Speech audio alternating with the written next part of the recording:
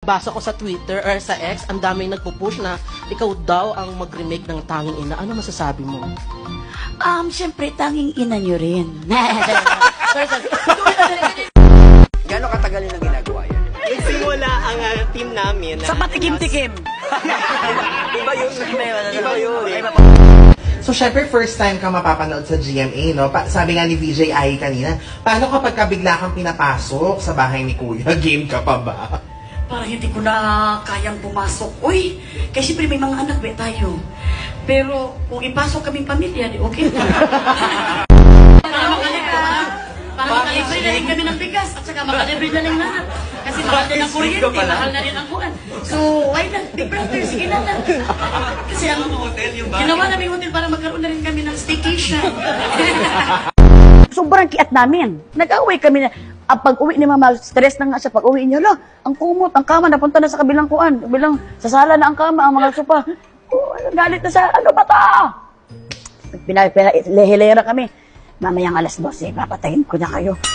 Papatayin tayo. Dalawang kapatid, lalaki kasi sila, sabi na, okay lang. Oh my God, Lord, patayin na kami ng 12:00. Gisingin mo ako ng 12:00, Inday.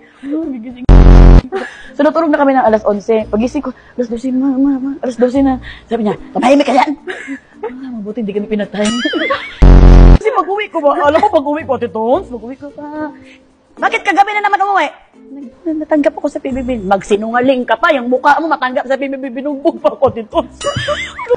Pumunta si Sir Marcos kinabukasan. Sabi ni Mama, tanggapin mo ng anak ko sa PBB, bigyan kita ng 1 kilong shrimp. Wala naman po yung afford ni Sir ko, rakit na 10 kilong shrimp.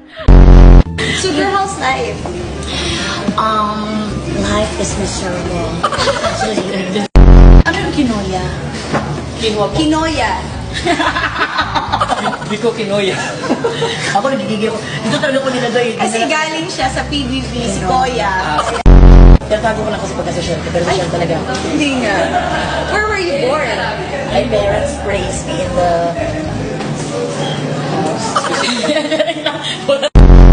Bago lang din nangyari sa akin, yung parang nagpa-social kami ng kaibigan. How long ago was this? A month ago. A month ago. Okay. Sabi ko, Hindi, Sabi ko, akala niyo mahihiya ako sa inyo. May pera ako, bagong sweldo. Adjust na yun. Pa-order ako. Di ba dapat mga restaurant, hindi pala pa-order, no? Correct. Tatawag na, can you have? Diba ganun? Pero pa-order ang sabi ko. Can I have the menu, please? Pero ang sabi ko, pa-order ako ng blueberry. Blueberry ang nasabi ko. Anong ano? Blueberry. Blueberry. Oo, pero, oh my God. Pero dahil yun ang effort mo para maging social. Blueberry. So, parang oh my God, dito pwede nagkamali ako. Tapos natingnan ng mga tao. Sumunod naman yung kaibigan ko, balakan sabi niya, ako naman, chess cake. Sabi namin, Chess cake. Chess cake. Sabi ko, magpakamatay na to. How do you feel about attending to AAA? Attending to AAA is a very honor. I feel like I am the first honor, a valedictorian in attending an AAA. If someone question why I have award, don't worry, I question too. I just received award all of my life from my mother and father every time they're angry to me. Tonight, my heart is very the best. I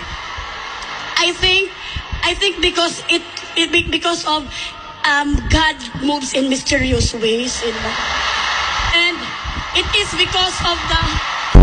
Pero ito, Kwanti, may tanong ko para sa iyo. Okay, ano ba ito? Gaano ba kahirap pigilan ng feeling sa loob ng bahay ni Kuya? Talagang, alam, ang pag-ibig kasi sa loob ng bahay, hindi mo para yung utot eh. Talagang hindi mo papigil, kailangan malabas talaga yan. Kasi kung hindi mo malabas yan, talagang kuan talaga yan. Ano, may gusto ka pa itanong? Wala na.